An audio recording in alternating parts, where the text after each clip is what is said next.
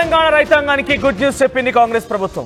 రైతు భరోసాకు సంబంధించిన నిధులని మరోసారి విడుదల చేసింది. రైతు భరోసా డబ్బులని రైతుల ఖాతాల్లోకి వేయబోతోంది రేవంత్ సర్కార్. 4 ఎకరాల వరకు భూమి ఉన్న వారికి 1,06,000 మంది రైతులు ఖాతాల్లో కూడా ఈ డబ్బులు జమ కాబోతున్నాయి.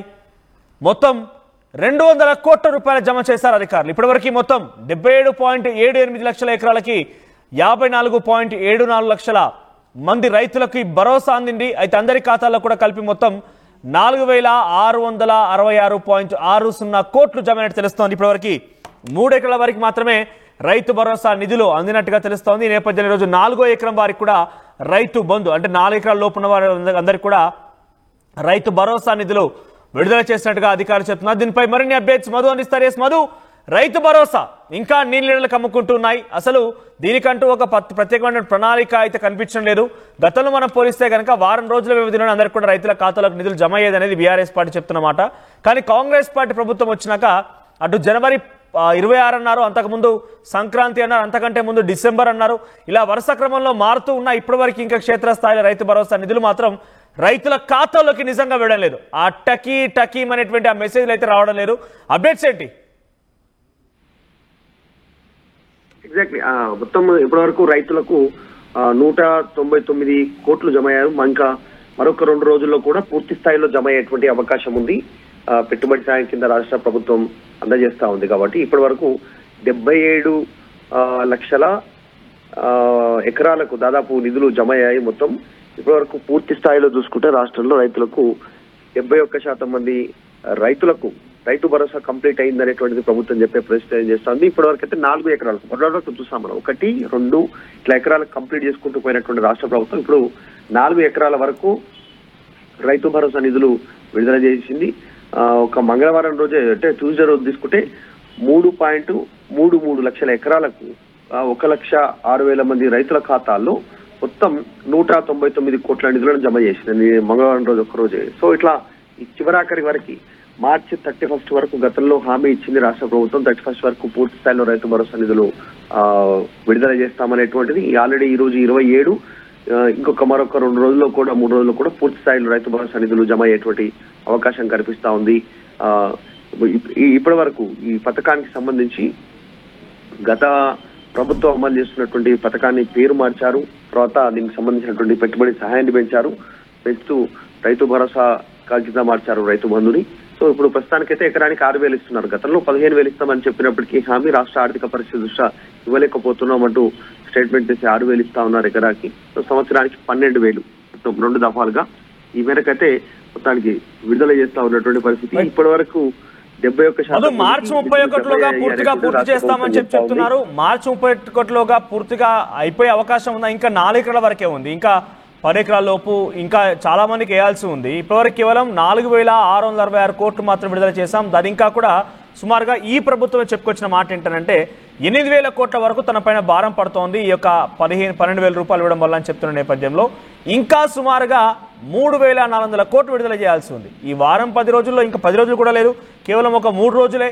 ఈ 3 రోజుల్లో ఇంకో 3,000 కోట్లు విడుదల చేసే అవకాశం ఏదైనా ఉందా? అంటే ఇచ్చిన మాట మళ్ళీ జబదాటను అని చెప్పేటువంటి కాంగ్రెస్ పార్టీ మళ్ళీ దాని గురించి పట్టించుకునే పాపాన కూడా పోలేదు. ఇప్పుడు ఏం జరగబోతుంది అనుకోవాలి? ఎగ్జాక్ట్లీ అంటే రాష్ట్ర వ్యాప్తంగా దాదాపు 77 లక్షల మంది రైతులు ఎదురు చూస్తా ఉన్నారు రైతు భరోసా కోసం. దాంట్లో 71% పూర్తి అయిందనేటువంటి ప్రభుత్వం అధికారిక లెక్కలు చెప్తా ఉన్నాయి. ఇప్పటి వరకు దాంట్లో ఇచ్చిన వాటిలో మొత్తం 4 ఎకరాల వరకు 54.74 లక్షల మందికి పెట్టుబడి సాయం అందింది.